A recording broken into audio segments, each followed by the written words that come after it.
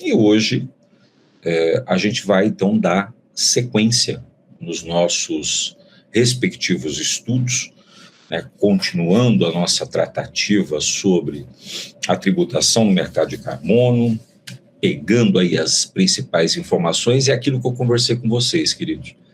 Em havendo interesse, né, como eu sei que da parte de vocês já houve demonstração disso, né, desse interesse, seja por meio da galera que já mandou e-mail. Aliás, Sebastião, você que mandou e-mail, amigo, deixa eu falar uma coisa para você. Eu não sei de onde eles tiraram, né, aquelas bibliografias, velho.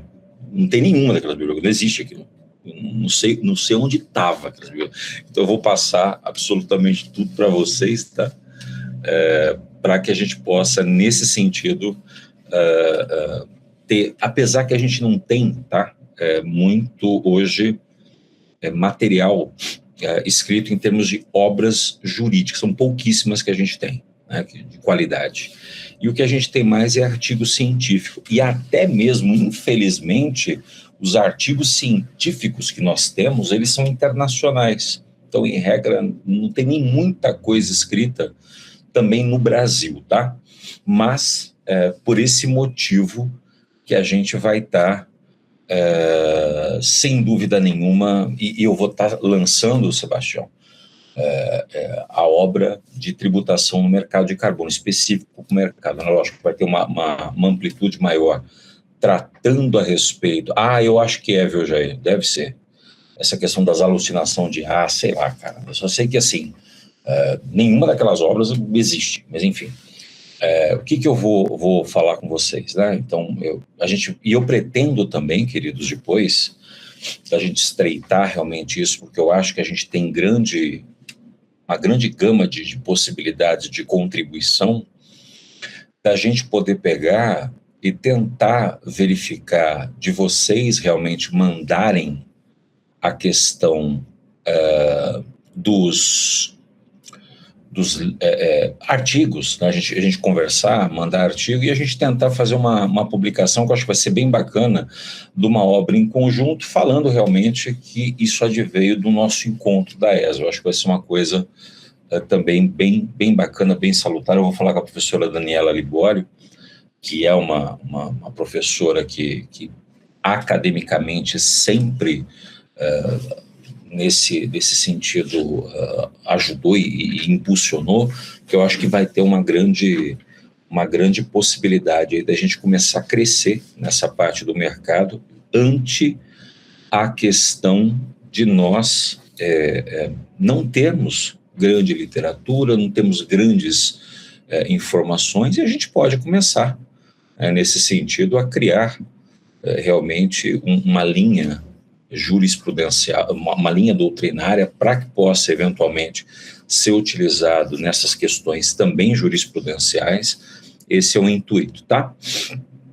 Queridos, hoje a gente vai conferir uma sequência, e nessa nossa sequência de hoje eu vou, por óbvio, tratar da continuidade das questões da tributação do mercado de carbono no Brasil, principalmente no que diz respeito ao que a gente coloca como, primeiro, a tributação direta dos créditos de carbono, tá? E quando eu falo para vocês aqui de tributação direta, notadamente, dois tributos que são fundamentais para qualquer atividade empresária, que é o imposto de renda da pessoa jurídica e a contribuição social sobre o lucro líquido. Então, vejam vocês que a análise da tributação dos créditos de carbono no Brasil é uma análise que deve começar necessariamente nessa questão da tributação pela análise da incidência dos tributos diretos. Em especial, conforme eu te disse, disse a vocês, o IRPJ e também a contribuição social sobre lucro líquido. Então, essa escolha que eu faço, metodológica, ela não é uma escolha casual, porque na ausência de um regime jurídico tributário específico, para o mercado de carbono é justamente na tributação da renda que o fisco encontra hoje o caminho mais imediato para alcançar economicamente essas operações. Então, do ponto de vista constitucional, do ponto de vista legal, a incidência do imposto de renda da pessoa jurídica, da contribuição social sobre ele, pressupõe, óbvio, a existência de um acréscimo patrimonial que seja juridicamente disponível. A questão central, portanto, não é se o crédito de carbono possui valor econômico. Isso é inegável. É óbvio que ele tem valor econômico. Mas a análise que se faz é em que momento e sob qual qualificação jurídica esse valor se converte em renda ou em lucro tributável. Então, no contexto dos projetos de carbono, é muito essencial nós distinguirmos a mera geração do crédito da sua efetiva realização econômica. Porque, veja, a certificação de um crédito, a certificação por si só, não configura necessariamente fato gerador do imposto de renda. Nesse estágio, se trata de um ativo potencial e cujo valor ainda ele não se incorporou de forma definitiva ao patrimônio do contribuinte. A tributação direta, queridos, ela exige realização, ou seja, a conversão do ativo em receita, em ganho ou em vantagem economicamente disponível. Então, é justamente nesse ponto que se concentra uma das maiores e uma das principais fragilidades interpretativas que são altamente existentes. E por que eu digo isso a vocês? Porque nós temos, vou aqui passar, nós temos uma tendência no Brasil, nós temos uma tendência de que algumas leituras administrativas que são mais agressivas, elas acabam por tratar a simples existência do crédito certificado como se fosse uma renda oferida. E o que não, perdoe-me, mas o que não se sustenta à luz da dogmática clássica do imposto de renda. Sem alienação, sem cessão onerosa, sem utilização econômica efetiva, não há base jurídica consistente para incidência, seja do imposto de renda da pessoa jurídica, seja da contribuição social sobre lucro. Quando ocorre a venda do crédito de carbono, aí, nesse sentido, a situação acaba se alterando substancialmente. Por quê? Porque a receita ela decorre da alienação, ela passa a integrar o resultado da pessoa jurídica. Então, aí se sujeita, em princípio, à tributação tanto pelo imposto de renda da pessoa jurídica quanto pela contribuição social sobre o lucro líquido. Veja, ainda assim, a forma dessa tributação ela depende do regime de apuração adotado e da natureza que é atribuída ao crédito no contexto da atividade empresarial. Porque eu digo isso para vocês e é muito relevante. No lucro real, a discussão ela se desloca para a correta identificação da receita tributável e dos custos e despesas que são dedutíveis, isso associados ao projeto de carbono. Então, gastos com certificação, gastos com auditorias, com validação, monitoramento, governança, gastos com estrutura jurídica, estruturação jurídica. Quando esses gastos eles forem devidamente comprovados e, consequentemente, vinculados à atividade, eles tendem a ser dedutíveis. Então, isso vai reduzir a base tributável. A correta documentação desses custos, por óbvio, vai assumir um papel estratégico. Isso tanto para fins fiscais, quanto para fins de compliance e ESG. Então, isso, quando a gente fala a respeito, né, do próprio lucro real. Agora, quando a gente fala no lucro presumido, o cenário passa a ser mais sensível. Por quê? Porque como eu tenho a presunção de uma margem aplicada sobre a receita bruta, isso pode vir a gerar distorções relevantes, sobretudo quando se trata de projetos que tenham custos elevados, tanto de estruturação ou que dependem de uma longa maturação. Porque a aplicação automática das margens presuntivas tradicionais, ela pode resultar numa tributação que é desconectada da realidade econômica do projeto. Então, isso aumenta o risco de uma carga tributária excessiva. Tá? Bom, um outro ponto que eu vejo como relevante nesse aspecto, ele diz respeito à qualificação da própria receita. Por quê? Porque dependendo do objeto social da empresa, a venda de créditos de carbono pode ser tratada como receita operacional ou como receita não operacional. E essa distinção, ela não é uma distinção meramente contábil.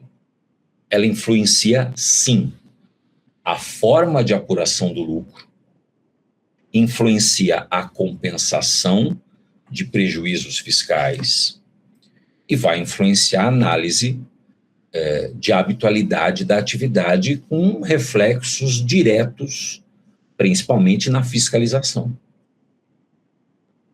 Então, se eu tenho uma empresa cuja atividade principal não é geração ou comercialização de crédito de carbono, vou te dar um exemplo.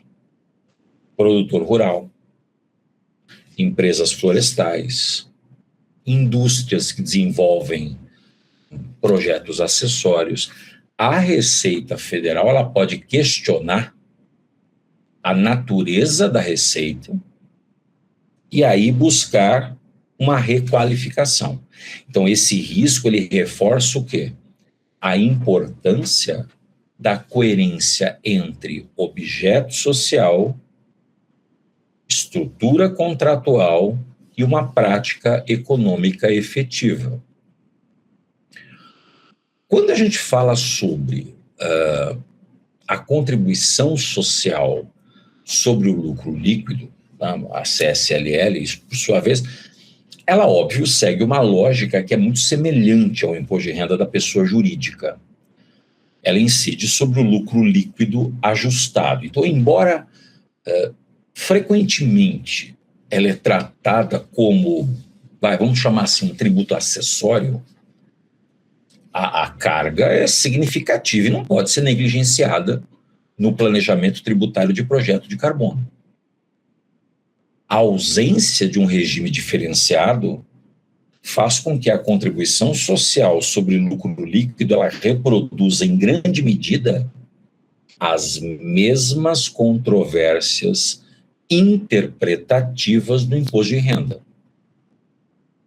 Então, em síntese, a tributação direta dos créditos de carbono no Brasil, ela ainda opera sobre bases tradicionais, não possui adaptações específicas à complexidade que esse mercado exige.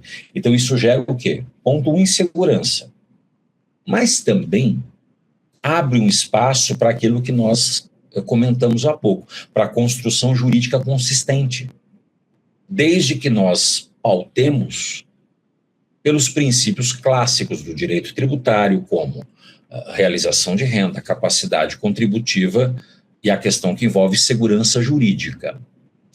Veja, eu coloquei para vocês a questão que envolve o enquadramento contábil e os reflexos fiscais disso. Vejam vocês.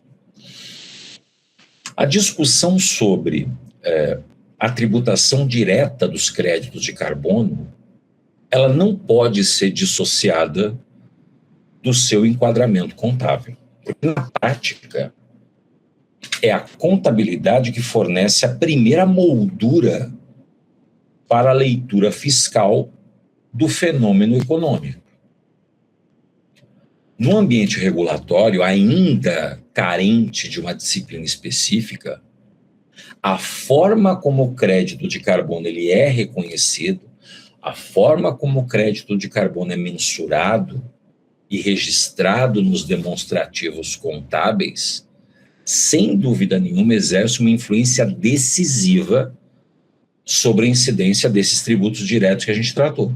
Então, o ponto de partida aqui é reconhecer que o crédito de carbono, primeiro ponto, que é um critério que nós devemos observar. O crédito de carbono ele não possui um tratamento contábil uniforme no Brasil. Nós não temos, pelo menos até o momento que eu saiba, qualquer pronunciamento específico do Comitê de Pronunciamentos Contábeis dedicado exclusivamente a esse ativo. Então, isso faz com que as empresas elas recorram, por analogia, às normas gerais aplicáveis aos ativos intangíveis, aos estoques ou, até mesmo em determinados casos, a outros ativos não financeiros. Então, cada uma dessas opções, ela gera consequências fiscais distintas. A gente estava, inclusive, discutindo isso no nosso encontro de ontem. Então, nesse ponto, quando o crédito de carbono ele é tratado como um ativo intangível, a lógica subjacente é a de que se trata de um direito economicamente mensurável, sem substância física e capaz de gerar benefícios econômicos futuros. Tá? Esse enquadramento é comum onde? Em projetos estruturados que tenham finalidade de uma comercialização planejada, especialmente quando a geração de créditos ela vai integrar o core business da empresa. Então, nesse caso, o ativo ele é reconhecido no balanço e somente impacta o resultado quando ocorre a sua efetiva alienação ou baixa. Tá? Do ponto de vista fiscal, essa abordagem ela tende a ser mais defensável. Enquanto o crédito permanece registrado como ativo, sem que haja uma realização econômica, não há, em regra, nem incidência de imposto de renda ou de contribuição social sobre lucro. Então, a tributação ela ocorre no momento da venda, quando o valor recebido se converte em receita efetiva. Esse tratamento está alinhado com o princípio da realização da renda e, de fato, com a lógica patrimonial do imposto de renda. Agora, em outras situações, especialmente quando a empresa atua de forma habitual na comercialização de créditos, aí o ativo ele pode vir a ser classificado como estoque. Então, nesse caso, os créditos eles são tratados como bens destinados à venda no curso normal da atividade empresarial. Então, essa classificação ela acelera o impacto no resultado. Por quê? Pois as variações de estoque e apuração dos custos das mercadorias vendidas, elas vão influenciar diretamente o lucro do exercício. Então, o enquadramento como estoque vai exigir o quê? Ponto 1, cautela. Por quê? Porque, embora possa refletir adequadamente a realidade econômica de determinados modelos de negócio, ele amplia o grau de exposição fiscal e, nesse sentido, nas questões que envolvem o que eu chamo de demandas de controle que tem que ser muito rigorosos e de mensuração que deve observar o custo e o valor de mercado. Agora, reforça-se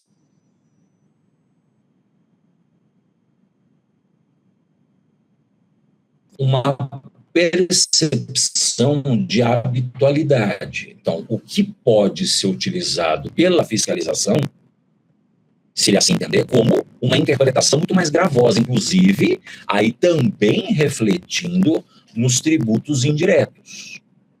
Então, não é uma situação simples. Eu tenho ainda, vejam vocês, o que eu chamo de situações híbridas, nas quais o crédito de carbono ele é gerado como uma forma de atividade acessória. Então, nesse caso, empresas do setor agroflorestal, por exemplo, essas empresas elas podem desenvolver projetos de carbono como desmembramento de sua atividade principal, sem que a comercialização de créditos seja o foco central do negócio. Então, nesses casos, o reconhecimento contábil ele costuma ser mais controverso. A linha entre ativo intangível e receita eventual se torna muito mais tênue. Então, vejam vocês que a forma de mensuração inicial do crédito também merece atenção. Em regra, os custos que são diretamente atribuíveis à geração de crédito, aquilo que nós falamos, auditorias, certificação, monitoramento, validação, eles podem ser capitalizados como parte do custo ativo, do custo, na verdade, do ativo. Essa capitalização, ela, por si só, ela posterga o reconhecimento do resultado e reduz o impacto tributário imediatamente. Agora, contudo, para que isso possa acontecer, seria uma forma aí de um planejamento tributário estratégico, isso exige, antes de mais nada, uma documentação robusta, critérios consistentes de alocação de custos.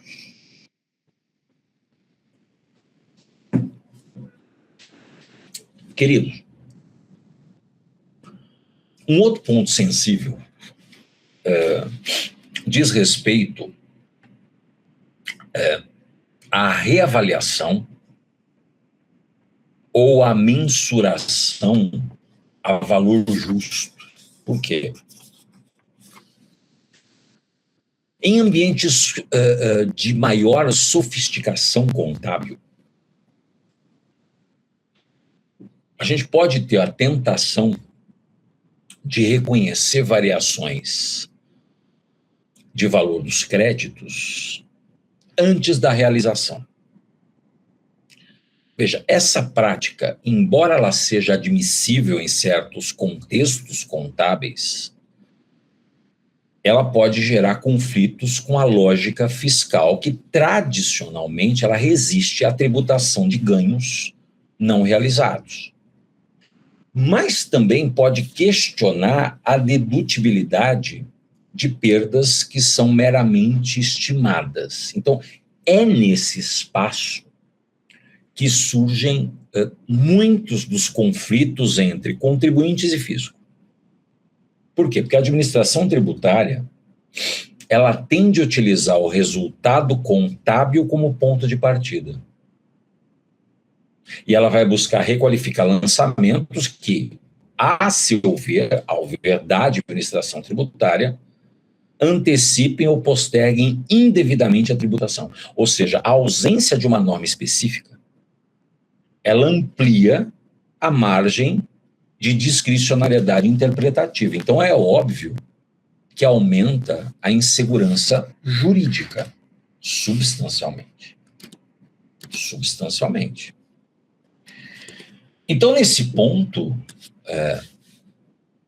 a coerência entre enquadramento contábil, objeto social, contratos e a prática econômica propriamente dita, isso é fundamental. Não se trata apenas de escolher o tratamento mais eficiente do ponto de vista fiscal, mas de adotar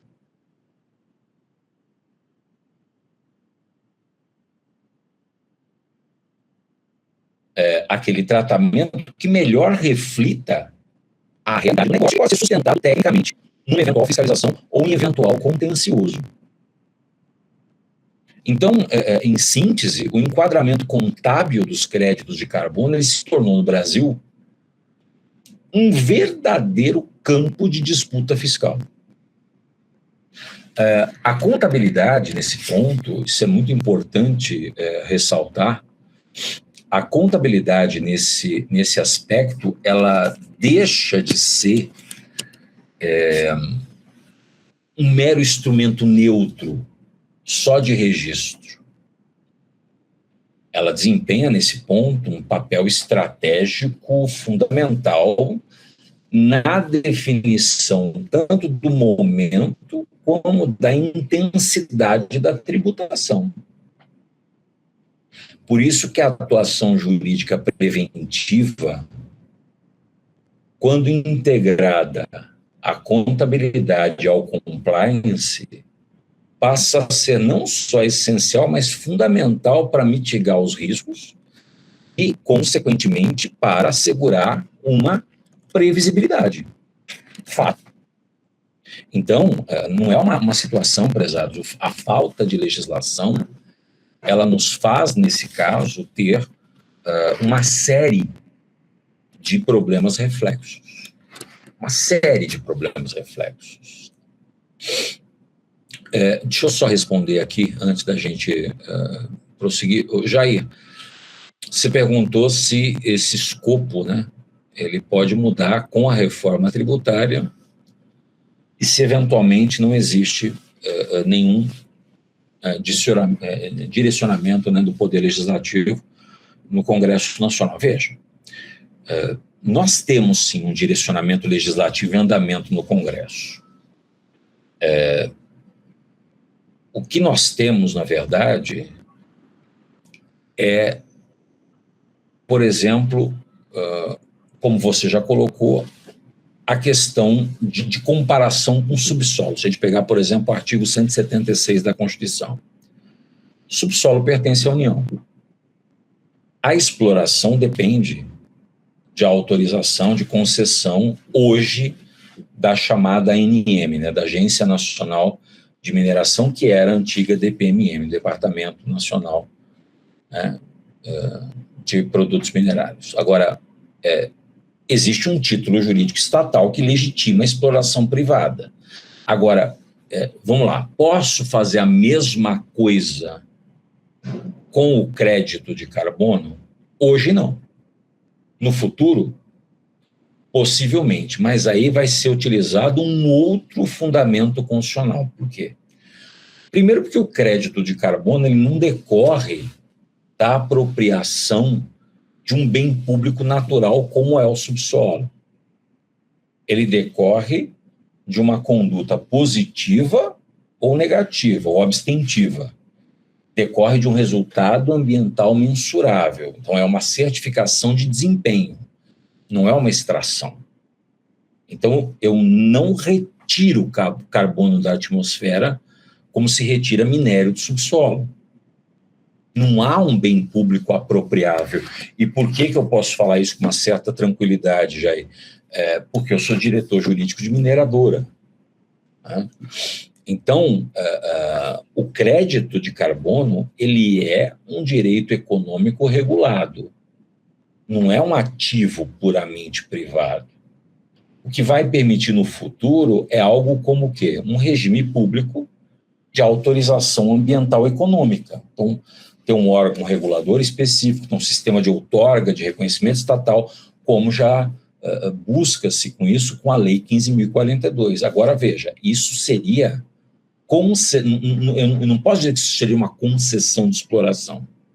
O que eu digo é um reconhecimento regulatório de uma atividade ambiental certificada. Então, ele é muito mais próximo de um título regulatório do que qualquer espécie de concessão de bem público, tá? Então, esse é um ponto importante. Você fez uma outra pergunta aqui também, Jair, deixa eu ver, a respeito da questão do estoque, né? Veja,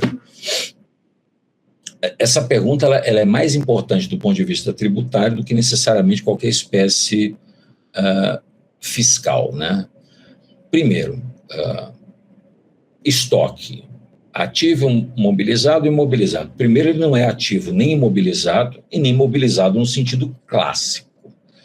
Ele pode ser, nesse caso, né, um ativo intangível, dependendo do modelo de negócio. Agora, veja, por que eu não poderia colocar, por exemplo, o crédito de carbono como um ativo imobilizado? Primeiro, ele não é um bem incorpóreo, né? Um bem incorpóreo não é usado na produção de outros bens, não se destina ao uso permanente de empresa. Se a gente fala, é um ativo intangível, é aquilo que a gente falou, né? Um enquadramento jurídico que é mais defensável, especialmente porque o crédito é gerado para posterior alienação estratégica, não existe uma habitualidade comercial. O projeto ele passa a ser acessório a uma atividade principal. Agora, vamos lá, estoque. Eu posso falar em estoque de crédito de carbono somente quando a atividade principal é comercialização de crédito. Quando existe habitualidade, quando existe um giro constante. Só que a gente tem que pensar nos riscos, né? Qual é o risco? Eu tenho uma aceleração da tributação, isso amplia o risco de IBS, CBS, dentro da reforma, reforça a tese de mercantilização de crédito e vai fragilizar a defesa ambiental regulatória. No que você colocou, né, na perecibilidade, né? Primeiro, veja, o crédito de carbono ele não perece fisicamente, mas ele pode perder validade regulatória. Então, ele pode perder aceitação internacional e valor, consequentemente, valor econômico. Então, a perecibilidade do crédito, nesse caso, ela não é contábil, ela é normativa. Então, por isso que reforça a ideia do enquadramento do crédito como um intangível de vida útil definida. Tem testes de recuperabilidade? Sim. Um impairment? Tem. Mas não é um controle de estoque como se fosse um estoque físico. Tá? Então, o enquadramento contábil, ele mais seguro seria um ativo intangível. Tá? O estoque ele é possível apenas nos modelos que são altamente, vamos dizer assim, comerciais, mas que têm um risco elevadíssimo nesse ponto, tá? Muito bem, queridos. Vamos seguir aqui na sequência agora, entrando num ponto que é no que diz respeito à tributação indireta. Veja, a tributação indireta dos créditos de carbono hoje, ela concentra talvez as maiores controvérsias jurídicas do tema no Brasil. E isso se explica por uma razão que é estrutural. Por quê? Porque os tributos indiretos, eles foram concebidos para alcançar operações tradicionais. de circulação de bens, de prestação de serviços. E o crédito de carbono, ele representa um ativo ambiental intangível, que é resultante o quê? De uma certificação de uma governança regulatória. Então, a tentativa de encaixar esse fenômeno que é novo em categorias clássicas, óbvio, que vai gerar tensões interpretativas que são bem relevantes. O primeiro debate vai envolver, sem dúvida nenhuma, o ISS, o Imposto sobre Serviço. Por quê? Porque em determinadas leituras administrativas e municipais, se busca qualificar a comercialização do crédito como prestação de serviço ambiental. Já vi várias vezes isso acontecer. Então, essa interpretação, ela confunde, primeiro, duas dimensões distintas da operação. Serviço de validação, verificação, auditoria, certificação, quando prestado por terceiros, aí eu tenho uma efetiva prestação de serviço, se sujeita a ISS. Agora, a alienação do crédito não se confunde com esse serviço preparatório. O crédito de carbono, uma vez que ele é certificado, ele passa a existir como ativo autônomo, e cuja transferência onerosa não implica, por si, a execução de um fazer. É uma cessão de um direito ou um ativo intangível, não é uma prestação de serviço no sentido jurídico tributário. Então, a tentativa de submeter a venda do crédito ao ISS amplia indevidamente o campo de incidência do imposto e vai desrespeitar o critério material que é constitucionalmente definido. Da mesma forma,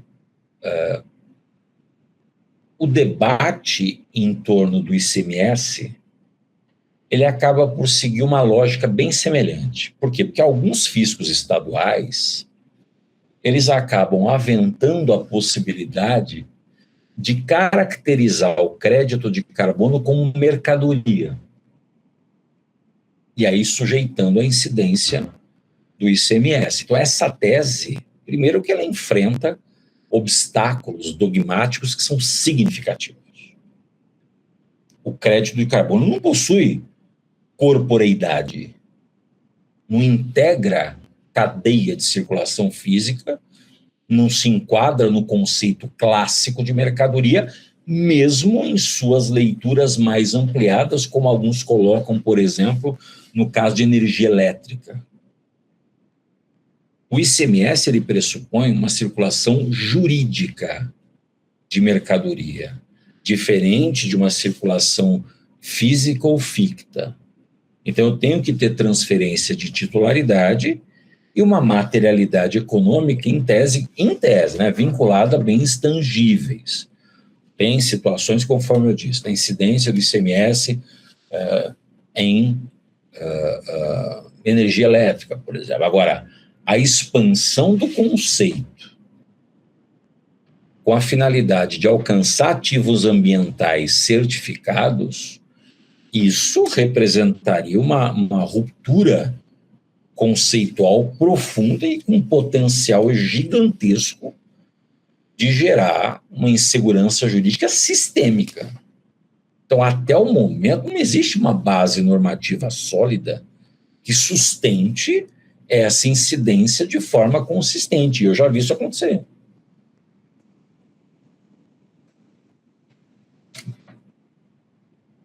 Já no âmbito das contribuições de PIS e COFINS, eu posso dizer para vocês que o cenário é um pouco mais complexo, porque essas contribuições, elas incidem sobre a receita bruta, que é o conceito que é mais amplo e menos dependente de uma natureza jurídica específica da operação. Então, a venda de crédito de carbono, ela tende, em princípio, a integrar a base de cálculo dessas contribuições, especialmente quando ela é realizada de maneira o que é habitual, vinculada à atividade empresarial. Ainda assim, nós temos pontos de atenção. Porque a correta limitação do conceito de receita a possibilidade de exclusões ou de alíquotas diferenciadas e também o regime de apuração adotado vai influenciar diretamente a carga tributária. Então, veja, em projetos estruturados de exportação, por exemplo, pode-se discutir a aplicação de regimes de desoneração de alíquota zero conforme a qualificação da operação.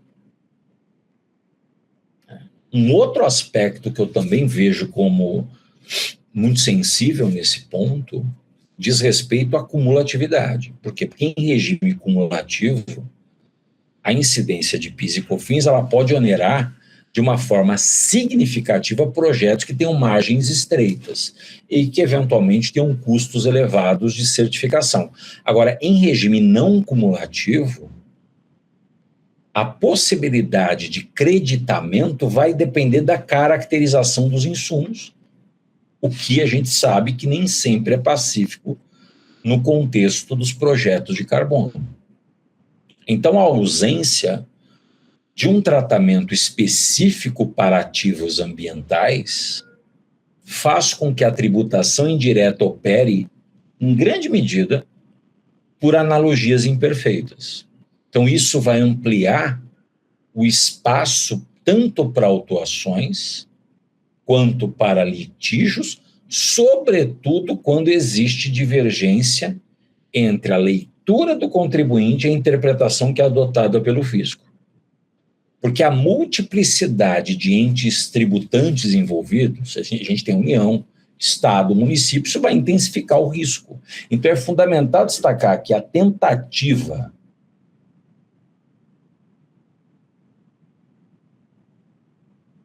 de crédito de carbono simultaneamente ao ISS, ao ICMS, bem como as contribuições federais, princípios estruturantes do sistema tributário, bitributação, competência. Então, essa insegurança que é gerada por essas interpretações expansivas, ela compromete previsibilidade econômica e vai desestimular investimento no setor. Então, em síntese, a tributação indireta dos créditos de carbono no Brasil ainda encontra um terreno instável. A ausência de uma definição legislativa clara abre um espaço enorme para disputa interpretativa, nas quais a qualificação jurídica do crédito vai assumir um papel central, fundamental. Veja, a atuação preventiva com uma estruturação contratual adequada, com uma fundamentação jurídica consistente, ela passa a ser essencial para mitigar os riscos nesse campo. Então, isso passa a ser hoje, talvez, um dos grandes celeumas de discussão. E aí eu coloquei, veja aí para vocês, a questão que envolve tanto as operações internacionais e a exportação dos créditos de carbono. Veja, a dimensão internacional do carbono, né, do mercado de carbono, ela vai introduzir algumas complexibilidades adicionais, como se não bastasse, né, a essas análises tributárias, tá? Por quê? Primeiro, diferentemente dos ativos tradicionais, os créditos de carbono, eles são frequentemente gerados em território nacional, mas eles são destinados em grande medida para compradores estrangeiros. Então, geralmente são multinacionais, são fundos, são plataformas internacionais que fazem essa aquisição. Então, essa característica transnacional, ela impõe uma necessidade de se articular o direito tributário interno com princípios clássicos da tributação internacional e também levando em consideração a lógica econômica do comércio exterior. Então, o primeiro ponto que a gente tem que esclarecer é a própria noção de exportação aplicada a crédito de carbono. E veja, primeiro, não se trata aqui de uma exportação de bens físicos.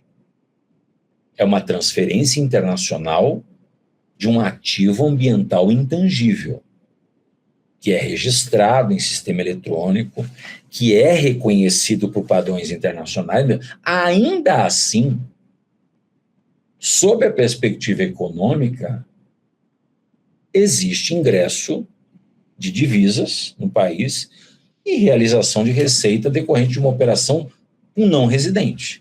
Então, isso vai aproximar a operação do conceito, pelo menos funcional, de exportação. E essa aproximação, ela é relevante por quê? Porque o ordenamento jurídico brasileiro, tradicionalmente, adota políticas do quê? De desoneração das exportações. Isso com o objetivo de preservar a competitividade internacional, tanto de produtos quanto de serviços internacionais. Então, a aplicação dessa lógica aos créditos de carbono é tema de debate, mas constitui um argumento que é relevante na defesa de regimes fiscais menos onerosos para as operações internacionais, tá? Veja que no campo dos denominados tributos diretos, a exportação de crédito de carbono ela não afasta por si só a incidência do IRPJ e da contribuição social sobre o lucro. Por quê? Porque a renda oferida por pessoa jurídica domiciliada no Brasil, ainda que decorra de operação com o exterior, ela integra a base de cálculo desses tributos. Então, a discussão aqui ela se desloca para a correta apuração do resultado, para a identificação dos custos, para a eventual aplicação de tratados para evitar a dupla tributação quando houver. E o Brasil, veja, a partir da editada, inclusive 2019, ele tem, nesse sentido, desenvolvido alguns acordos bilaterais para isso. Se nós analisarmos a questão já no âmbito dos tributos indiretos, a transnacionalidade da operação também assume uma maior relevância. Por quê? Veja, porque no caso do ISS, a exportação de serviços, quando caracterizada, vai ter, alguns defendem a bandeira de imunidade, outros de isenção, para mim é uma imunidade, então vai ter imunidade da incidência do imposto. Agora, como já visto, a venda de crédito de carbono não se confunde com prestação de serviço. Então, ainda assim, a caracterização da operação como exportação de ativo intangível reforça a tese de não incidência do ISS, que vai afastar a interpretação municipal expansiva. Então, por exemplo, eu já vi determinados colegas falarem, não, mas aqui eu vou alegar imunidade. Eu falei, querido, se você está alegando imunidade, é que você está transformando o ativo como prestação de serviço. É um tiro no pé. Você está reconhecendo que se trata de uma prestação de serviço. Agora, quanto ao ICMS, a discussão sobre exportação ela é ainda mais sensível. Por quê? Porque a Constituição prevê uma imunidade do ICMS nas operações que destinem mercadoria para o exterior. Bom, a gente já viu, o crédito de carbono não é mercadoria. Então, qualquer tentativa de enquadramento como tal perde ainda mais força quando a operação envolve uma transferência internacional. Primeiro, porque a ausência de circulação física e da natureza intangível do ativo já torna a incidência do ICMS juridicamente insustentável. Então, não tem nem o que discutir nesse ponto. Agora, no tocante a PIS e COFINS, veja, a legislação ela já prevê regimes tanto de alíquota zero quanto de desoneração para as receitas decorrentes de exportação. Artigo 149, parágrafo 2º, inciso 1º da Constituição já trata disso. Então, veja, a aplicação desses regimes de crédito de carbono vai depender, de novo eu digo, vai depender da qualificação da operação como exportação de bens, como exportação de serviços ou como direitos. Então, embora não haja ainda, justamente pela ausência regulatória, a gente não tem um consenso, existe um espaço argumentativo que é consistente para sustentar o quê? Que a venda internacional dos créditos de carbono se enquadra na lógica de exportação, sobretudo quando comprovado o ingresso de divisas e a destinação econômica ao exterior. Então, esse ponto ele é particularmente relevante para a atratividade dos projetos brasileiros. Porque a tributação integral das receitas de exportação do crédito de carbono, ela tende a reduzir significativamente a competitividade do país no mercado internacional. Então, deslocaria investimentos para outras jurisdições que têm regimes muito mais claros e muito mais favoráveis. Então, a política fiscal, nesse contexto, ela desempenha o quê? Um papel estratégico na consolidação do Brasil como um fornecedor global de créditos ambientais, porque aqui o que não falta é essa possibilidade. De fato, o Brasil ele só não gera mais crédito justamente pela falta de uma regulamentação sólida e de uma segurança jurídica maior. Agora, um outro aspecto, para mim, que é muito importante, diz respeito aos contratos internacionais. Né? Por que eu digo isso? Porque a definição da lei aplicável, a definição da jurisdição competente, da forma de pagamento, isso vai influenciar diretamente a análise tributária. Então, cláusulas que são mal redigidas, elas podem gerar interpretações desfavoráveis, inclusive quanto ao local da operação e à caracterização da receita. Por isso que a atuação jurídica preventiva, consultiva, ela é essencial para alinhar a estrutura contratual à estratégia fiscal compreendida. Operações internacionais de crédito de carbono, elas ainda podem atrair a atenção de autoridade fiscal no que se refere ao quê? A transfer pricing, a preços de transferência. A questão que envolve a substância econômica. A questão que hoje se tornou regra, que é discutir sobre planejamento tributário abusivo. Então, embora o mercado de carbono ele possua especificidades, ele não está imune à aplicação de princípios gerais de combate à evasão e à elisão indevida. Então, a documentação adequada, a transparência das operações, elas são fundamentais para poder mitigar esses riscos. Em síntese, a exploração dos créditos de carbono, ela se situa em uma zona de interseção entre o direito tributário interno, a tributação internacional e a política econômica. A ausência de uma disciplina específica amplia ainda mais a margem de compra, mas também permite a construção, conforme eu disse para vocês, de teses defensivas que são robustas, alinhadas a uma lógica de desoneração de exportação, necessidade de inserção competitiva no Brasil, isso no mercado global de carbono. Perfeito? Prezados, ante a essas informações aqui inaugurais que a gente fez, vamos dar um break rapidinho, 5, 10 minutinhos, para tomar um café e ir no banheiro, e na volta a gente aí prossegue com a nosso encontro de hoje, tá? Vamos voltando aí, queridos, queridas, do nosso cafezinho, do nosso banheiro, né? Da relaxada, que é matéria para caramba, eu sei disso, mas é necessário, né? A gente tem que estar estudando, estar mantendo o nosso foco, porque a gente sabe as dificuldades que são, né, essas temáticas para todos nós, né? É bem complicado pela falta de legislação, por isso que a gente tem que ficar aqui divagando por muitas coisas, porque eu sei da dificuldade em relação a isso, e realmente a gente tem muitos aspectos ainda a discutir, a tratar, mas é bom estar aqui com vocês para a gente poder falar sobre isso. Queridos, agora nessa parte que vem o nosso... Para mim, infelizmente, viu? Não sei para vocês, mas para mim, infelizmente, né? Para ser esse último bloco.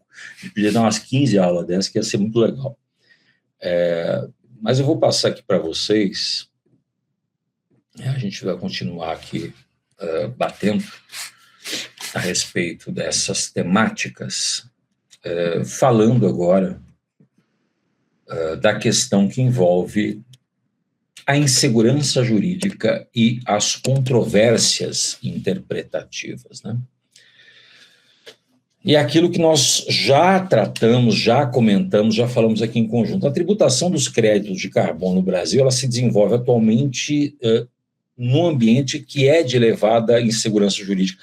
Veja, vamos ser muito sinceros, eu não diria nem só dos créditos de carbono, né? Porque o nosso curso aqui, ele se refere a isso. Mas hoje nós temos uma situação que é muito complexa nesse critério que envolve as tratativas, principalmente dentro do critério do mundo de interpretação, né?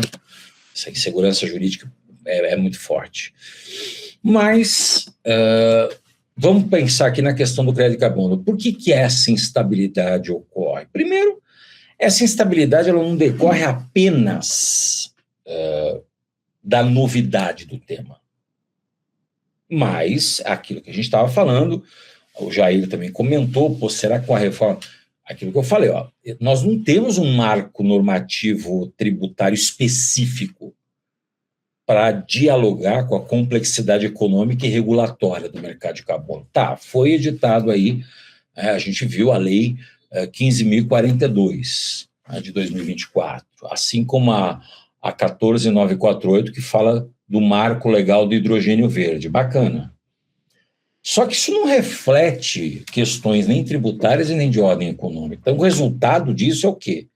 É uma proliferação de interpretação fragmentada e, muitas vezes, além de elas serem fragmentadas, elas são contraditórias. Então, elas são adotadas por diferentes entes tributantes com visões totalmente complicadas. Então, o primeiro vetor dessa insegurança é a indefinição daquilo que a gente comentou, a natureza jurídica do crédito de carbono. A qualificação do crédito como ativo intangível, direito autorizativo, bem incorpóreo, simples resultado ambiental, certificado, isso tem, veja, por mais que para alguns isso não tem grandes efeitos, por exemplo, economicamente, isso não reflete grande importância. Eu falo isso como também economista. Reflete? Não. Agora a questão é, isso produz consequência tributária profunda. Na ausência de uma definição legislativa clara, a administração tributária ela tende a adotar enquadramentos pragmáticos e arrecadatórios, que são frequentemente dissociados da lógica econômica do mercado. Então, essa indefinição ela acaba abrindo espaço para a requalificação que é sucessiva. Então, uma mesma operação ela pode ser tratada conforme o intérprete, conforme o exegeta, como prestação de serviço, circulação de mercadoria, cessão de direito, simples realização de receita, e eu já vi todas essas formas, tá? Então, cada uma dessas leituras é óbvio que vai atrair tributos diferentes, potencializa o risco de bitributação, potencializa conflito de competência entre os entes. Então, o contribuinte ele passa a operar num cenário que a previsibilidade, que seria o elemento central da segurança jurídica, ela acaba sendo substituída por uma incerteza permanente. Outro foco que eu vejo como relevante de controvérsia reside também no aspecto temporal, ou seja, no momento da incidência tributária. Por quê? Porque existem divergências quanto à possibilidade de tributação tanto na fase da certificação do crédito, na contabilização ou apenas no momento da alienação. Então, existe uma tentativa de antecipar a tributação para estágios de pré-realização. E isso afronta princípios que são basilares do direito tributário.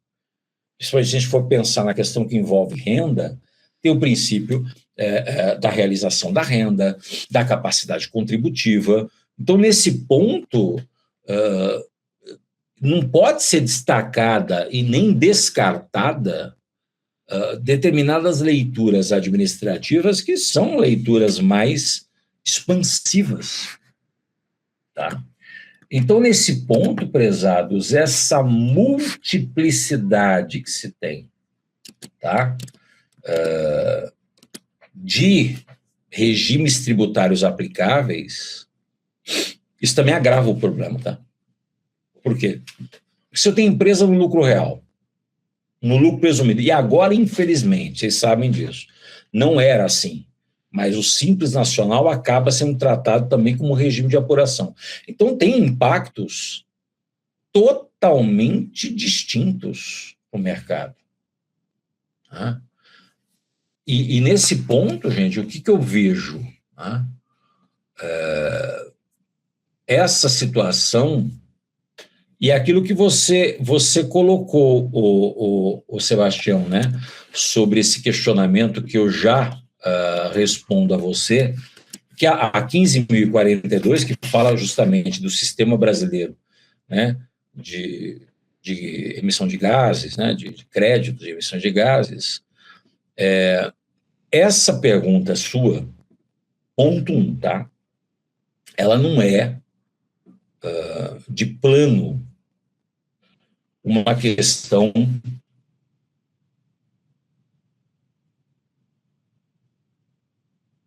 sobre a natureza jurídica que eu vou afirmar de maneira absoluta. Eu posso falar para você de uma forma, Sebastião, contextual, tá? Por que eu estou dizendo isso para você? Porque a natureza jurídica do crédito de carbono ela não é ontológica, ou seja, é inerente ao ativo em si.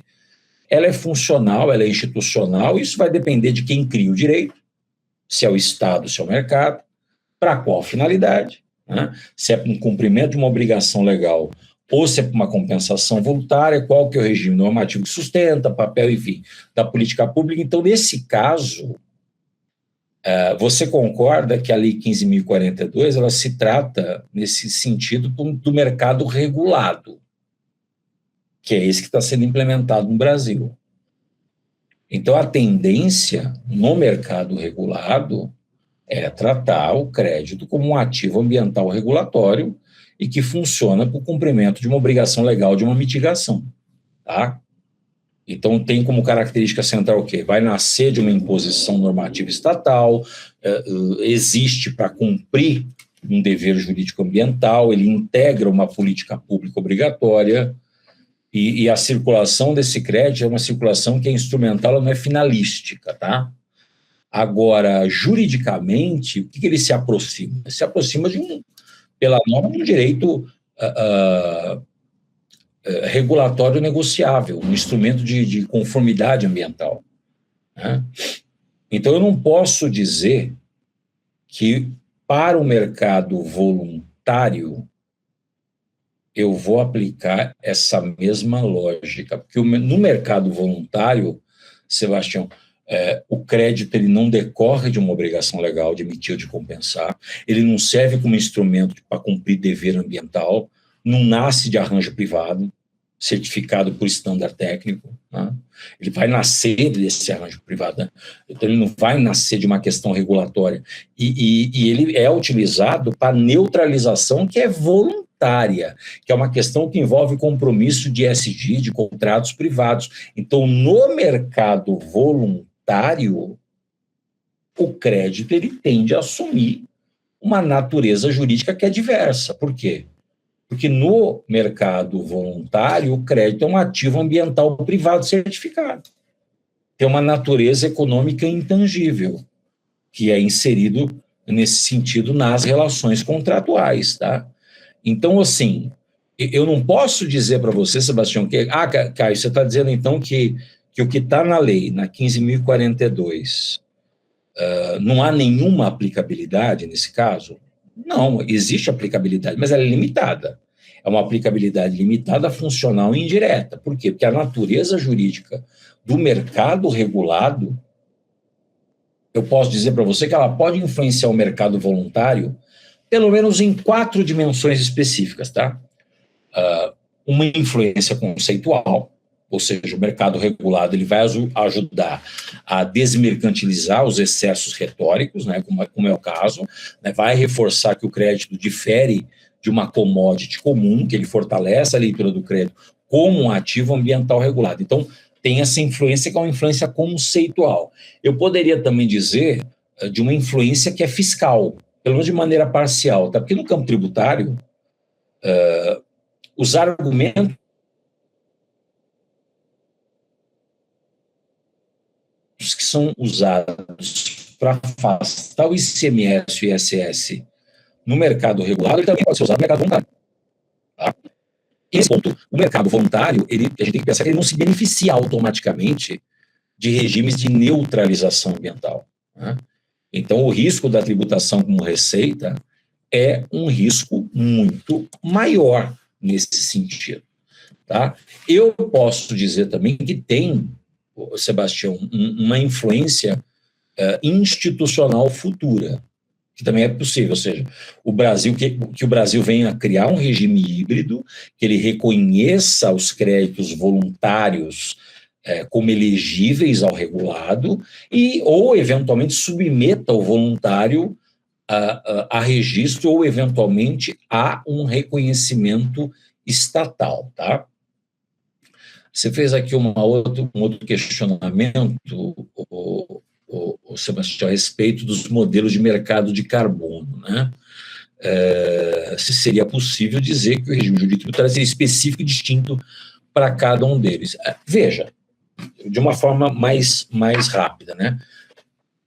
O teu pensamento ele é juridicamente correto e ele é tecnicamente, inclusive, recomendável que eu tenha regime jurídico distinto dos 3 mercados, tá? Então, nós não temos um regime hoje, que a gente pode dizer, esse aqui é um regime jurídico tributário único do crédito carbono. Não, porque isso vai justamente variar conforme o modelo de mercado, conforme a origem do direito, conforme a finalidade econômica, o grau de intervenção estatal, a função do crédito. Então, nesse ponto, realmente é correto afirmar, sim, que existem regimes jurídicos tributários distintos para cada mercado. Essa distinção, Sebastião, ela não é discricionária, advém de uma exigência, tá? Dogmática, e essa tentativa, muitas vezes, que o pessoal coloca de unificação artificial do regime, gera erro de incidência, cria litigiosidade, compromete o mercado regulado e afeta a credibilidade internacional do crédito brasileiro. Então, há sim uma pluralidade de regimes jurídicos tributários no crédito que são determinados, conforme você colocou aí, pelo modelo de mercado que se insere, tá? Queridos, nesse ponto em específico, e aqui creio que a Daniela, deixa eu tentar verificar aqui, a Daniela fez um questionamento, né? Não por isso, Sebastião, como é que fica nesse caso, né, a contabilização em uma empresa nacional de reflorestamento que venha vender o crédito de carbono para um nível nacional ou internacional, né? Bom, vamos lá. Quando a gente fala a respeito dessa parte de contabilização, a contabilização, Daniela, vai depender, nesse sentido, eu digo, de 3 fatores centrais, tá? Primeiro deles, o modelo de negócio. O segundo, a finalidade do crédito. O terceiro, o momento da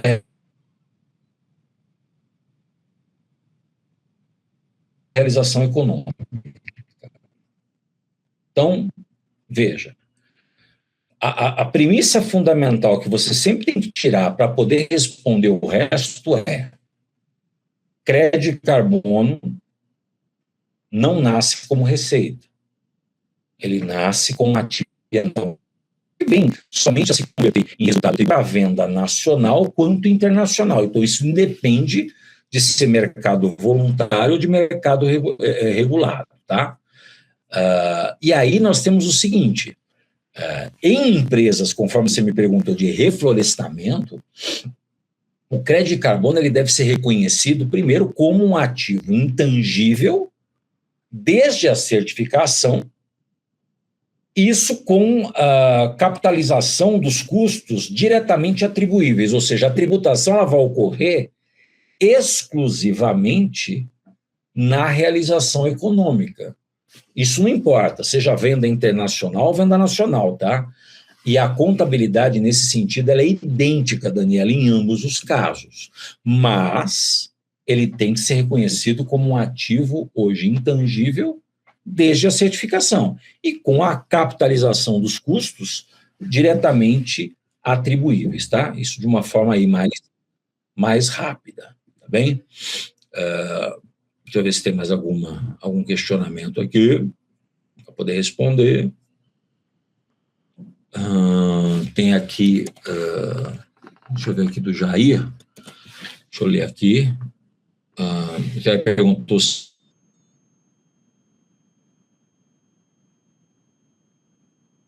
seguinte, né? A mudança da denominação de crédito de carbono para ativo ajudaria a questão envolve lançamento, né? Então vamos lá, vou fazer uma resposta para você curta, honesta, rápida, tranquila. Simples mudança de denominação do crédito de carbono para ativo intangível de carbono não vai impedir, por si só, a interpretação fiscal equivocada.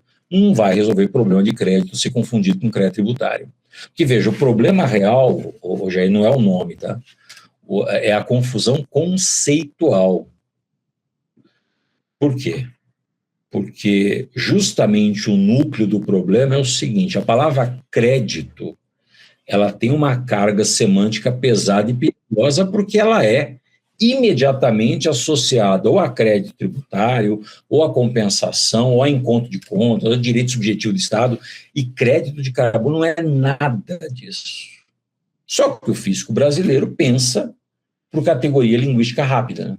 Ele usa atalho semântico. Então, se você perguntar para mim, mas quer dizer que então que mudar o nome não ajudaria em nada? Não, ele ajuda, mas ajuda em qual medida? Né? Em que medida que vai ajudar?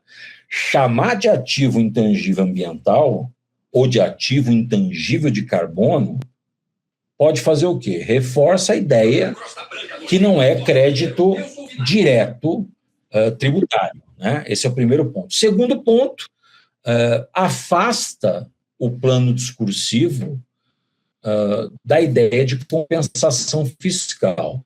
Terceiro,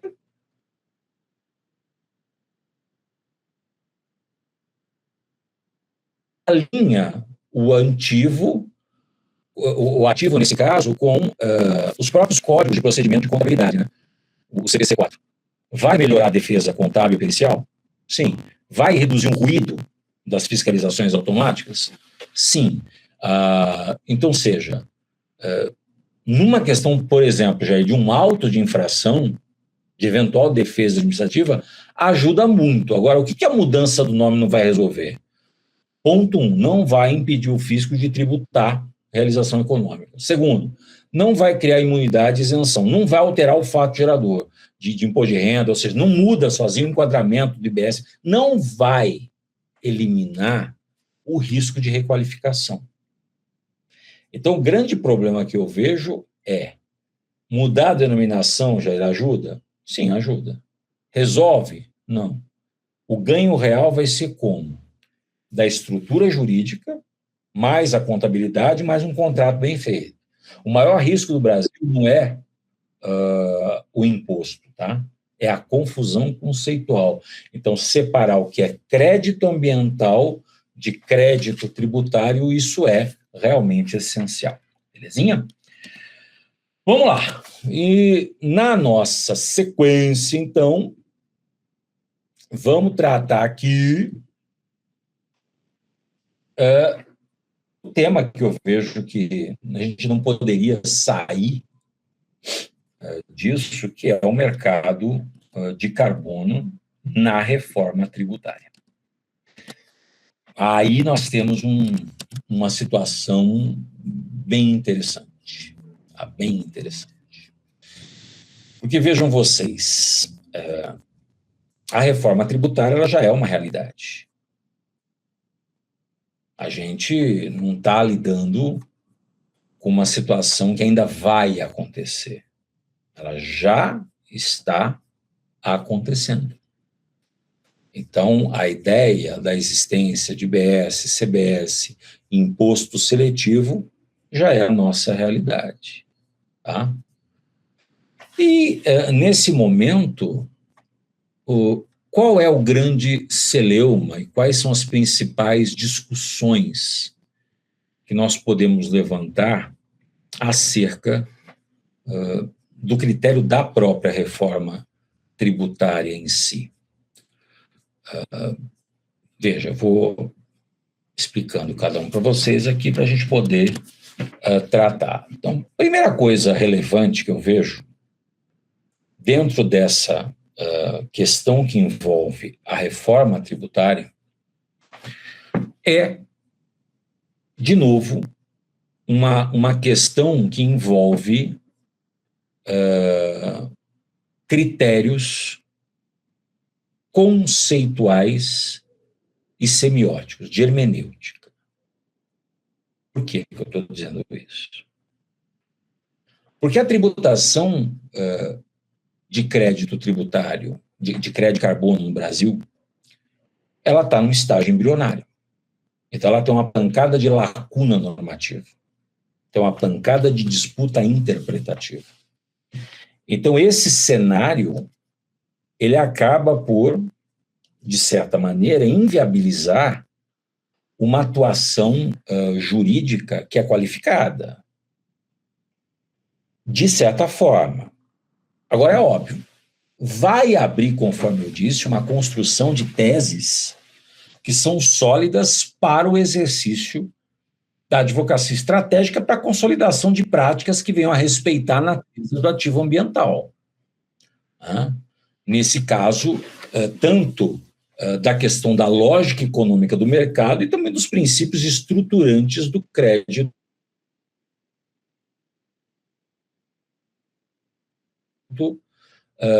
isso no sistema tributário.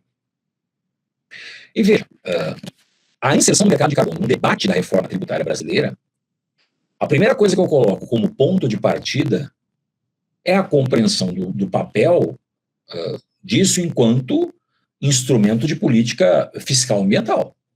Porque, veja, embora tradicionalmente associado ao direito ambiental e à regulação econômica, o mercado de carbono ele opera na prática como um mecanismo indireto de política fiscal, na medida em que ele influencia o quê? Preços relativos, ele redistribui encargo econômico, ele afeta a decisão de investimento na produção. Então, a política fiscal ambiental ela não se limita à criação, por exemplo, dos chamados tributos verdes, ou, eventualmente, a majoração de alíquotas sobre atividades poluidoras, né, atingindo aquelas externalidades negativas. Ela abrange também um conjunto mais amplo de instrumentos que são destinados a corrigir o quê?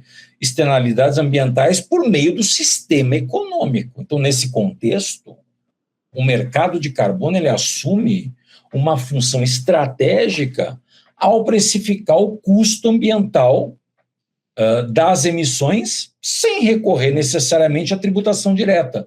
Então, se trata de um mecanismo que ele internaliza os custos por meio do mercado e não por meio de uma imposição arrecadatória estatal clássica. Então, essa característica ela vai distinguir o mercado de carbono de instrumentos fiscais tradicionais. Então, ao invés de gerar receita pública imediata, o que ele faz? Ele reorganiza incentivo privado, induz comportamento ambientalmente mais eficiente. Então, o Estado ele acaba atuando como um arquiteto institucional, uma vez que ele define limite, define critério, define mecanismo de controle, mas não como um arrecadador direto do valor econômico gerado pela precificação do carbono. Então, essa distinção ela passa a ser fundamental, por quê? Para evitar, de novo, confusão conceitual na análise tributária, problemas de semiótica. Então, no contexto da reforma, essa distinção ela ainda ganha um relevo adicional, porque o novo sistema de tributação sobre o consumo ele já foi concebido com uma forte preocupação em neutralidade econômica. Uma preocupação com transparência, com não cumulatividade. Então, a introdução de instrumentos ambientais dentro desse sistema deve respeitar essas premissas. Sob pena o quê? De comprometer tanto a eficiência econômica quanto os objetivos ambientais que venham a ser perseguidos. Tá? Então, o mercado de carbono, ao operar como um mecanismo parafiscal indireto, ele dialoga com a política fiscal ambiental de uma forma complementar. Por quê? Porque ele não substitui a tributação. Ele também não se confunde com tributação, mas atua em paralelo, ajustando preços que são relativos e, consequentemente, sinalizando custos ambientais de uma maneira descentralizada. Então, essa complementaridade ela pode se transformar em tensão quando o sistema tributário tenta capturar economicamente os efeitos do mercado de carbono sem reconhecer a sua lógica própria. Então, qual é o que eu vejo hoje, tá? De risco evidente? Uma sobreposição indevida de instrumentos. A tributação excessiva das operações com crédito de carbono, ela pode o quê? Neutralizar os incentivos econômicos que justificam a existência desse mercado. Então, vai transformar o quê? Num instrumento de eficiência ambiental, que deveria ser uma fonte de distorção fiscal.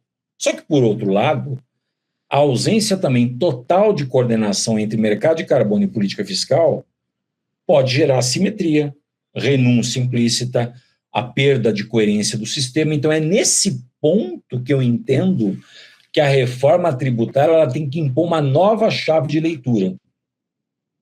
Porque uma vez que busca simplificar o sistema, reduzir litígio, garantir neutralidade, o legislador ele também está criando uma oportunidade, mas também está criando um risco. Risco de reenquadrar a operação ambiental sob categoria ampla de incidência tributária. Lembre-se que o artigo 4º da Lei Complementar 214 de 2025 fala de operações. Então, o desafio agora reside em evitar que o crédito de carbono seja tratado como uma mera operação econômica comum e que desconsidere a função regulatória ambiental. Por quê? Porque, além disso, a política fiscal ambiental ela deve ser analisada sempre sob uma perspectiva sistêmica. O mercado de carbono não atua isoladamente. Ele interage com subsídio, ele interage com incentivo fiscal, com política energética, com estratégia de desenvolvimento econômico. Então, a forma como o sistema tributário absorve ou ignora essas interações, óbvio que vai influenciar diretamente a eficácia do mercado de carbono no Brasil. Veja, sob o ponto de vista jurídico,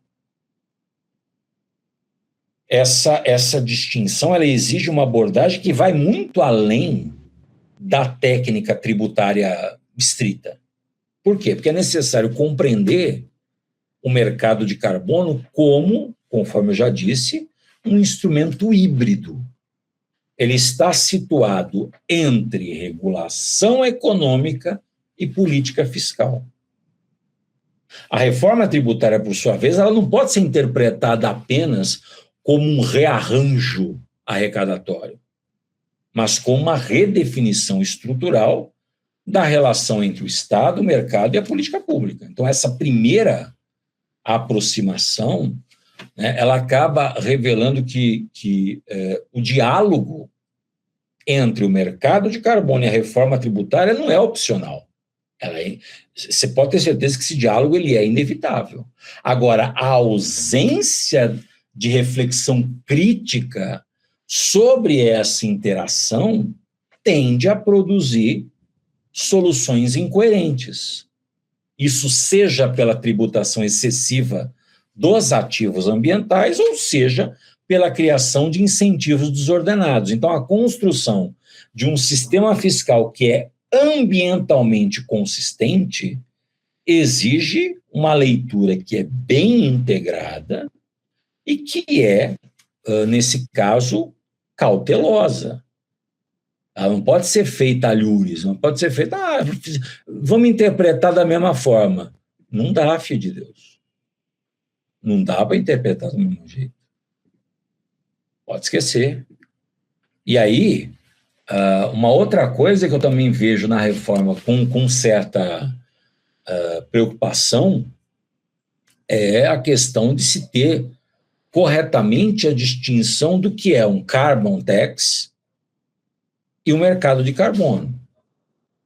Porque ambos eles são frequentemente mal compreendidos nesse debate contemporâneo sobre política fiscal ambiental e principalmente agora no contexto da reforma tributária. Porque, de novo, a confusão conceitual entre esses instrumentos não é teórica, tá? Ela produz consequências práticas que são bem graves, que são capazes de comprometer tanto a eficiência econômica quanto a efetividade ambiental das políticas públicas. Por que eu digo isso? Porque a Carbon Tax, ela consiste num tributo ambiental clássico, que é de uma natureza eminentemente fiscal, incidente sobre emissão de gases de efeito estufa e sobre insumos que são associados a essas emissões, tais como combustíveis fósseis, entre outros. Então, eu poderia dizer o seguinte, que essa Carbon Tax hoje, dentro do contexto da reforma, ela seria equiparada ao imposto seletivo, previsto no artigo 153, inciso 8º da Constituição, e a partir do artigo 409 da Lei Complementar 214. Então, o elemento central é a fixação estatal de um preço para o carbono, definido unilateralmente pelo poder público, meio de lei. É um tributo.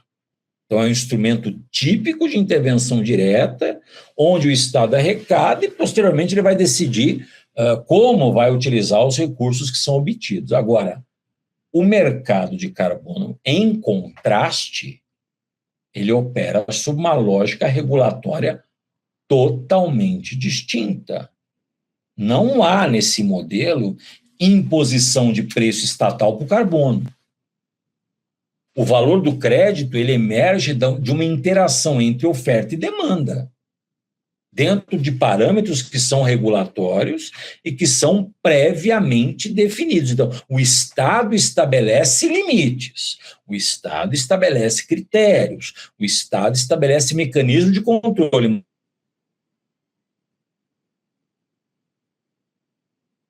Mas ele vai transferir para o mercado a função.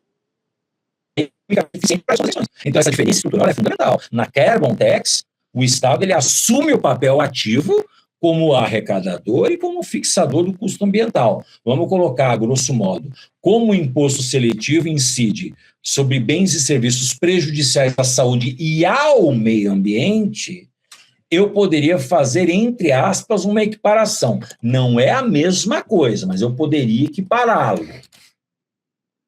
Agora, veja, no mercado de carbono, o Estado ele atua como regulador e garantidor da integridade do sistema, sem se apropriar diretamente do valor econômico gerado pela precificação. A receita, quando existente, ela permanece majoritariamente no âmbito privado. Então, funciona como um incentivo à inovação, funciona como um mecanismo, nesse caso, de eficiência ambiental. Então, isso tem que ficar muito claro. Muito claro. Agora, do ponto de vista jurídico-tributário, essa distinção, para nós, ela é decisiva. A Carbon Tax, eu disse, é um tributo em sentido estrito.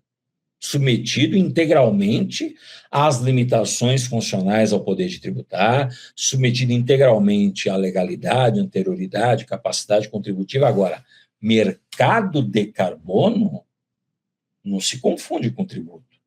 Ainda que venha a produzir efeitos econômicos semelhantes à internalização de um custo ambiental. Por isso que eu digo para vocês, eu tenho muita dúvida, na verdade, quando eu vejo normas que são redigidas ou que são direcionadas tão somente por economistas.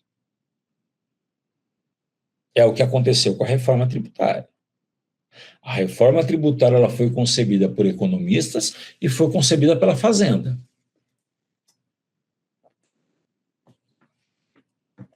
A academia foi pouquíssimamente ouvida. E vocês podem perceber uma coisa, queridos.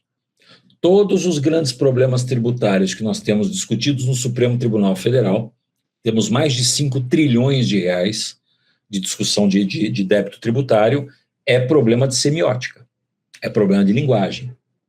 O que é insumo?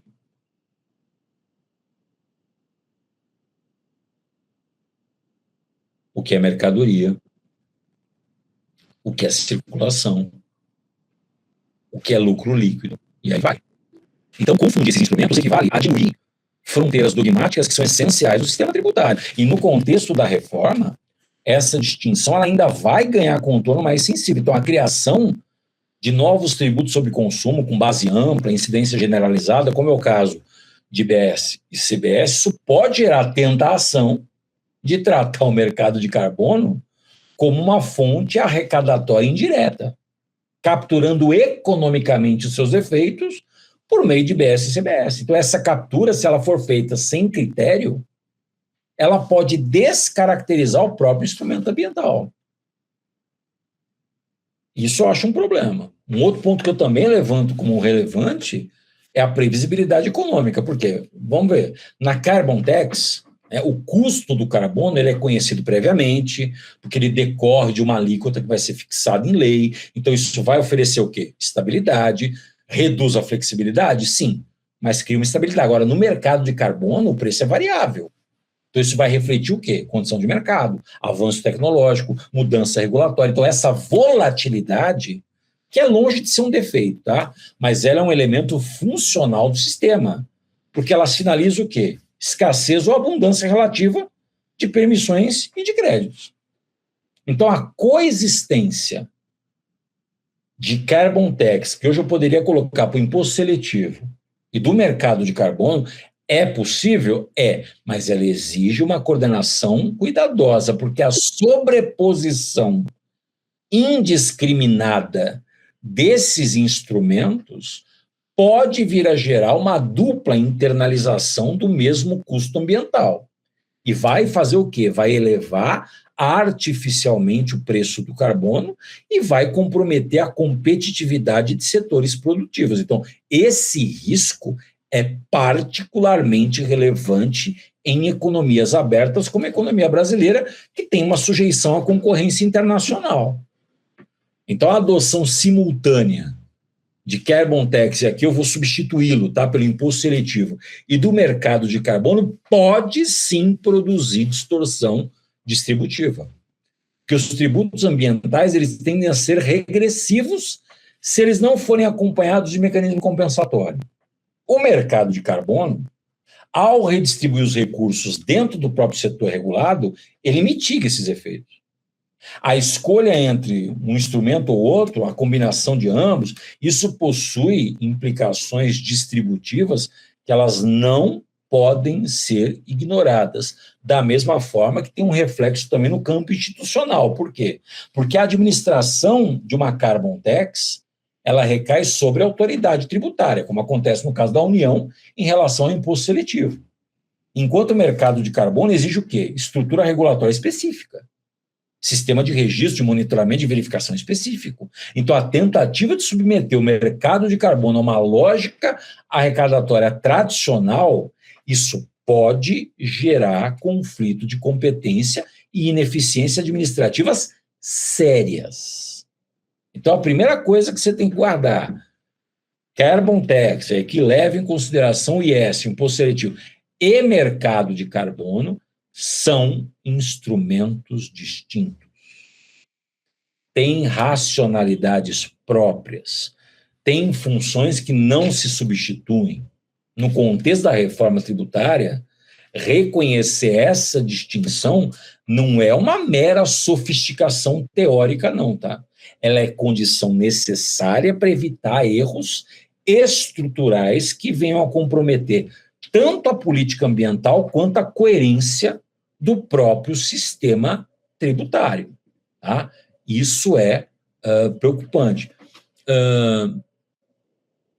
Jair, você fez uma pergunta aqui, né, a respeito da existência de produtos, né, que mesmo sendo colocado o imposto seletivo sobre produtos e serviços prejudiciais à saúde do meio, não serão deixados de ser fabricados, e o crédito de carbono e sua precificação, tal, se ele poderia ou não mitigar, né, esse efeito econômico. Olha, crédito de carbono ele não elimina e não vai substituir o imposto seletivo. Ele pode sim mitigar os efeitos econômicos sobre empresas que, embora sejam poluentes, sejam estruturalmente insubstituíveis, desde que integrado a uma política fiscal ambiental coerente. Então, essa eu entendo como sendo uma tese que é correta, defensável, alinhada à racionalidade da reforma. Por que eu digo isso? Porque o próprio desenho do imposto seletivo parte de uma premissa realista. Então, certos produtos continuarão a existir, mesmo sendo ambientalmente nocivos, prejudiciais à saúde, socialmente custosos. É o que vai acontecer com combustível fóssil, com cimento, com aço, com mineração pesada, com petroquímica, com transporte de carga intensivo, com determinados insumos agrícolas. Ou seja, o imposto seletivo ele não visa proibir, ele visa desincentivar e internalizar o custo. Então, isso cria um efeito econômico adicional permanente. Por quê? Porque vai encarecer a produção, afeta sim a competitividade, pode gerar repasse ao consumidor. Eu não digo nem pode, eu digo vai gerar repasse e, eventualmente, pode provocar um deslocamento produtivo, né? O que a gente chama de carbon leakage, né? Agora, o mercado de carbono ele vai atuar numa outra camada regulatória. Enquanto o imposto seletivo penaliza a externalidade pelo consumo ou pela produção, o crédito de carbono ele recompensa a mitigação, a compensação e a eficiência ambiental. Então, eles estão em vetores opostos. Eles são complementares, sim, mas eles estão em vetores opostos. O crédito de carbono ele pode reduzir o custo econômico líquido da atividade, ele cria uma fonte alternativa de valor, ele compensa parte da carga fiscal indireta, ele acaba por estimular investimento, eficiência ambiental, preserva a competitividade, e veja, isso eu não posso dizer que isso seja um benefício fiscal clássico, é um mecanismo econômico regulatório. Então, veja, o que eu vejo? A empresa ela vai pagar o imposto seletivo normalmente, aquelas que são sujeitas, ela não vai receber isenção automática e, paralelamente, ela pode investir em redução de emissões, participar do mercado, seja regulado ou voluntário, e aí gerar e adquirir crédito de carbono. Então, o efeito econômico é que o custo fiscal ele seria, em tese, parcialmente compensado, não pelo abatimento tributário direto, mas por valor econômico gerado no mercado de carbono. Então, isso preservaria tanto a legalidade tributária quanto a separação de instrumentos e também a coerência fiscal, tá? Professor, queridos, oi. A questão que eu falo é que, às vezes, o imposto seletivo, que já estamos em andamento, isso aí poderia fazer com que o legislativo voltasse à parte de regulamentação do crédito de carbono, desse mais ênfase para aquilo que a gente supõe que futuramente vai ocorrer, para gerar uma mitigação dos valores econômicos. Então, isso aí faz com que fortaleça a regulamentação do crédito carbono, que tenha uma estrutura e o Brasil seja um dos principais aí idealizadores, né? Esse é o meu intuito. Já eu concordo nesse ponto com você, sim, tá? O imposto seletivo, ele tende a funcionar como um gatilho político institucional para justamente dar centralidade ao mercado de carbono e os principais players têm, de fato, uma capacidade real aí de provocar o poder legislativo nesse sentido. Né? Então, poderia, sim, ser o IS como um gatilho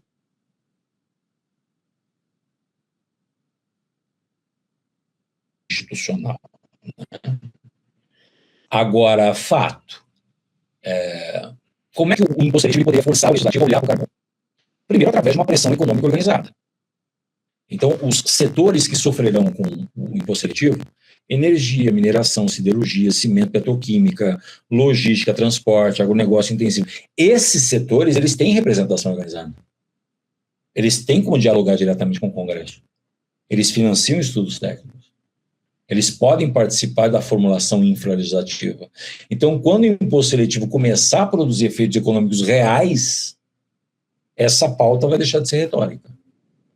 Então, e outra, o que eles podem dizer, nós não estamos pedindo isenção. Nós estamos pedindo instrumentos eficientes para mitigação econômica ambiental. É um discurso politicamente defensável. Então, o argumento nesse ponto que eu vejo que tem que prosperar não é fiscal, é um argumento econômico-ambiental. Por quê? Porque o imposto seletivo, o IS, ele pune, mas ele não induz inovação. O mercado de carbono induz inovação. Sem mercado de carbono funcional, o IS ele vai virar um imposto arrecadatório puro, como eu acho que vai acontecer, tá? Porque eu participei de debates no Congresso.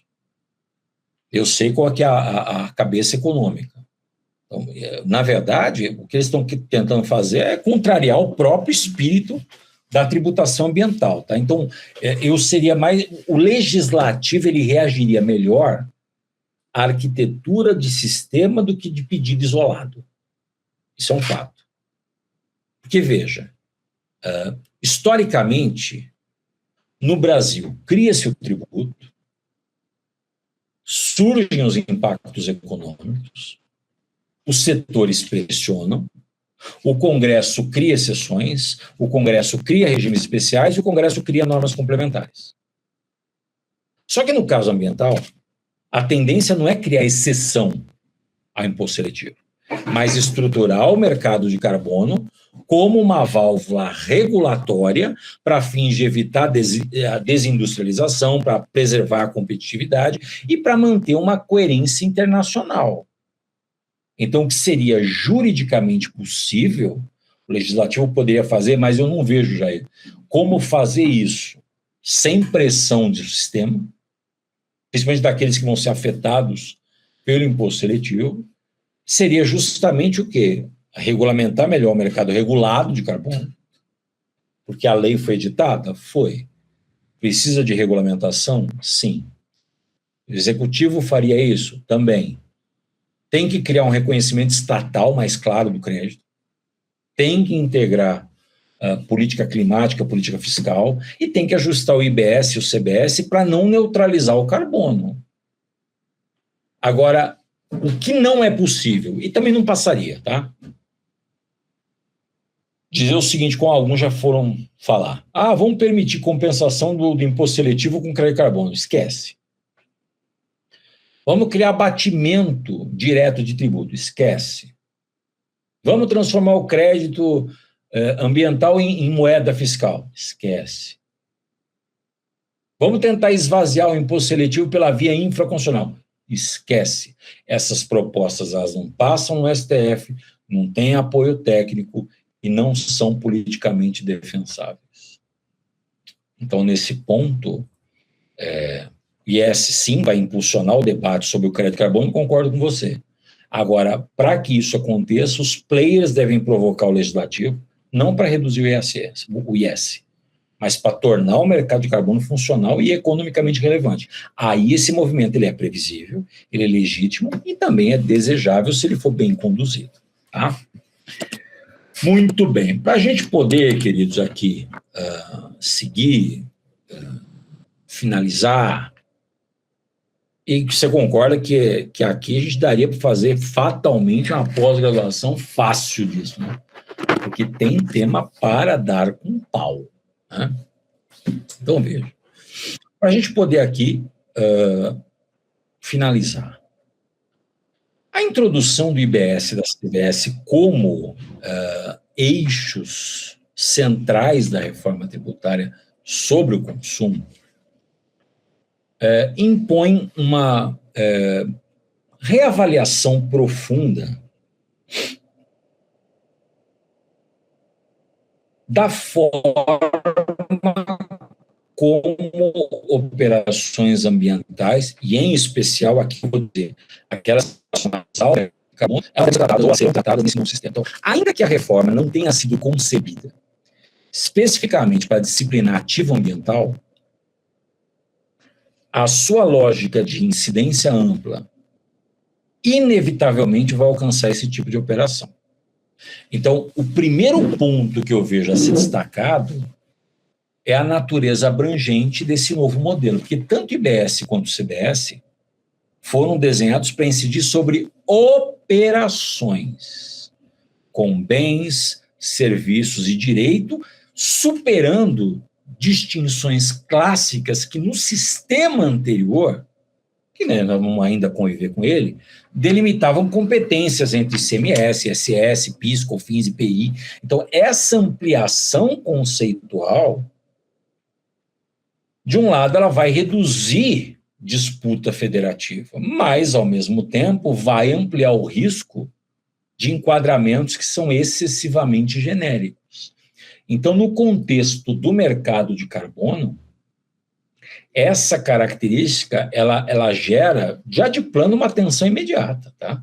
Porque a cessão onerosa de crédito de carbono, ela pode ser interpretada numa leitura literal e descontextualizada como operação com direitos e vai atrair incidência de IBS e CBS. E quer que eu seja bem sincero, é o que vai acontecer. Só que essa interpretação, ela seja formalmente possível, ela vai ignorar a função regulatória e ambiental do crédito e também a natureza de instrumento de política pública indireta. Tá? Então, a incidência automática desses tributos sobre negociação de créditos de carbono produziria aí efeitos econômicos altamente relevantes. Porque, ao tributar a circulação do crédito, o sistema tributário passaria a capturar parcela do valor que seria destinado a internalizar o custo ambiental das emissões. Então, o resultado prático seria o quê? A redução do incentivo econômico à geração e a negociação de crédito. Então, isso vai esvaziar a eficácia do mercado como política ambiental. Um outro ponto que eu também acho sensível diz respeito ao creditamento. Por quê? Porque o novo sistema ele promete não cumulatividade plena, com direito a crédito amplo de IBS e CBS. Tá? Contudo, a efetividade desse mecanismo depende da possibilidade de apropriação de crédito nas etapas anteriores da cadeia. E aí, no caso do crédito de carbono, grande parte dos custos envolve serviços especializados, certificações internacionais, despesas que não pode gerar crédito tributário recuperável. Então, vai criar uma cumulatividade residual. E nós temos um problema de simetria internacional, porque se o Brasil tributar integralmente as operações com crédito de carbono por meio de IBS e CBS, enquanto outras jurisdições eles adotam regimes que são mais neutros ou desonerados, os créditos nacionais, obviamente, perderão competitividade no mercado global. Então, a reforma tributária, ao buscar neutralidade interna, ela pode inadvertidamente gerar desvantagem externa. Então, é importante destacar que IBS e CBS não foram concebidos para substituir instrumento de política ambiental.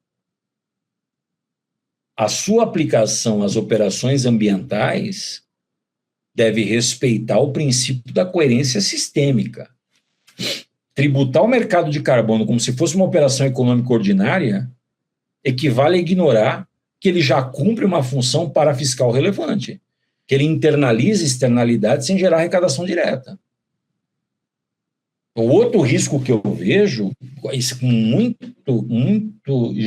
eu escrevi, queridos, já faço convite para vocês, eu tenho um livro da reforma tributária que é curtinho, tem 200 e poucas páginas, que eu falo de disfunção da reforma, ou seja, eu pego a reforma e explico por que a reforma tributária tem disfunções. Mas não é uma questão tão somente de uma crítica por si. Eu faço um paralelo e também apresento algumas construções. E eu acabei de entregar para a editora agora, os comentários da emenda constitucional 132 e da lei complementar 214. Pasmem, fiz os comentários dos artigos, certo? Como se fosse um código comentado. Essa obra, depois de diagramada, ela vai chegar em 1.800 páginas. Depois de diagramada. Eu entreguei 2.200 páginas. Que eu comentei ao longo de um ano e pouco. Então, o que eu vejo comentando toda a reforma e participando da reforma? Que um outro risco, que é muito grave, é o risco de sobreposição de instrumentos. Porque veja só, caso o mercado de carbono ele seja onerado por IBS e por CBS, simultaneamente o legislador venha a instituir tributos ambientais específicos ou ajuste, como acontece com o imposto seletivo, nós vamos ter uma dupla incidência sobre o mesmo fenômeno econômico. Então, esse cenário, ele compromete a racionalidade do sistema e vai ampliar o custo regulatório das políticas climáticas. A interpretação do alcance de IBS e da CBS sobre crédito de carbono vai exigir uma leitura teleológica, finalística e também sistemática, que é a forma que eu sempre tentei observar o direito. Eu tenho um livro também publicado ano passado, que é o Direito Tributário Interdisciplinar. E eu já falo isso há muito tempo. Então vai ser necessário distinguir operações ambientais estruturais que integram aí políticas públicas de mitigação de operações econômicas ordinárias. Essa distinção, ela não está expressa de forma clara no texto constitucional ou infraconstitucional. Então isso vai transferir o quê? Essa análise ao intérprete, e o intérprete vai ter um papel decisivo. Então, nesse contexto, a atuação dos juristas, dos reguladores, do próprio legislador complementar vai ser determinante, porque a construção de regime específico, de hipótese de não incidência, de mecanismo de neutralização de carga tributária, ela pode ser necessária, sim, para preservar a funcionalidade do mercado de carbono. Ignorar essa necessidade tende a gerar litígio e tende a gerar desincentivo econômico. Então, o impacto do IBS e da CBS sobre as operações ambientais, do meu ponto de vista, ela revela um ponto crítico da reforma. Porque o desafio não é apenas técnico, é um desafio sistêmico. Harmonizar um modelo de tributação com consumo amplo, neutro, um instrumento de política ambiental que depende justamente de incentivo econômico calibrado, é um problema. Então, a forma como essa tensão vai ser resolvida, isso vai definir o futuro do mercado de carbono no Brasil. Perfeito? Então, queridos, seriam estas as minhas contribuições com vocês, né, esperando realmente que esse nosso encontro tenha sido válido, que tenha sido um encontro que vocês aproveitaram, que tenha sido um encontro que tenha trazido a vocês reflexões. Eu não quero aqui, não é um encontro para estabelecer determinadas certezas, até mesmo porque essas certezas elas ainda estão numa fase de conjecturas, nós não temos certeza nenhuma, porque a norma acabou de ser editada, então ainda não teve esse repasse total de interpretação, de exegese. Então isso vai ficar ao cargo tanto do legislativo e o que eu não gostaria, mas o que vai acabar acontecendo, do judiciário. Só que para isso a gente precisa auxiliar o judiciário para essa situação através de textos que são textos bem escritos, que são obras bem estabelecidas, porque senão nós ficaremos, nesse caso, no problema de novo, deixar as expensas do judiciário. Eu passei para vocês aí, queridos, o meu WhatsApp, podem criar os grupos, tá? O Jair, veja se você pode, amigo, criar o grupo, veja com os colegas se eles têm interesse, porque eu acho que esses debates, eles são debates que vão ainda fomentar muito, e a gente pode criar essa rede, inclusive, de trabalho em conjunto, que eu acho que é bem significativa, porque essa é a finalidade da escola, né? Essa é a finalidade da ESA, a difusão de conhecimento e também de networking, para que a gente possa alcançar, nesse sentido, uns aspectos não apenas jurídicos, mas também econômicos relevantes. Queridos, agradeço a cada um de vocês, obrigado por terem participado desse nosso encontro nessas 2 datas.